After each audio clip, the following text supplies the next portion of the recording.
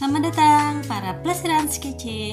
Hari ini kita nggak cuma jalan-jalan, tapi juga time travel ke salah satu bangunan paling ikonik dan bersejarah di Indonesia. Gedung Sate Bandung. Bukan tempat jualan sate ya, walau dari atasnya kelihatan kayak ada tusuk sate beneran. Tenang, kita kupas tuntas sejarah, desain, sampai fakta uniknya yang bikin kamu bilang, wah baru tahu. Jadi, stay tune sampai akhir ya. Jadi, gedung sate ini ada di Jalan Diponegoro nomor 22 di jantung kota Bandung, tepatnya di kawasan Bandung Wetan. Bangunan yang megah ini bukan cuma jadi tempat foto-foto kece, tapi juga kantor resmi Gubernur Jawa Barat.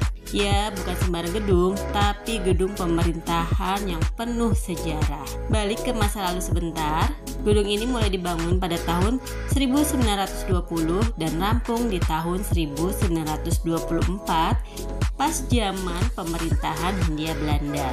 Rencananya nih, Bandung mau dijadikan ibu kota baru menggantikan Batavia alias Jakarta.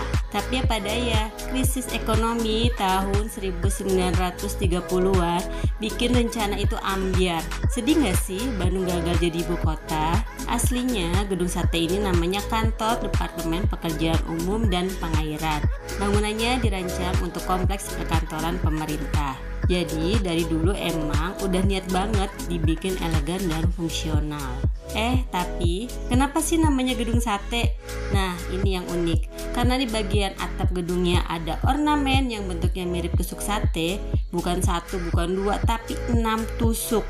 Tusukannya ini ternyata simbol dari 6 juta gulden, yaitu dana yang digelontorkan buat bangun gedung ini. Dan hebatnya lagi, tusukan itu bukan cuma pajangan, tapi juga berfungsi sebagai penangkal petir. Gaya ada, fungsi juga ada. Ini sih gedungnya multi talenta. Hari ini gedung sate bukan cuma pusat pemerintahan, tapi juga tempat wisata sejarah dan spot-spot foto yang estetik parah. Mau belajar sejarah sambil healing, ke gedung sate aja. Apalagi kalau cuaca lagi adem, bisa duduk-duduk di halamannya sambil jalan. Ya, walau satenya nggak dijual di sini ya. Gitu dulu pelesiran kita hari ini ke Gedung Sate Bandung, ikon kota, saksi sejarah, dan simbol kemegahan arsitektur zaman kolonial. Kalau kamu suka konten kayak gini, jangan lupa dong like, comment, subscribe, dan follow Instagram kita di @plesiran.seru. Karena jalan-jalan gak harus jauh, yang penting seru dan penuh makna. Sampai ketemu di video selanjutnya, dah.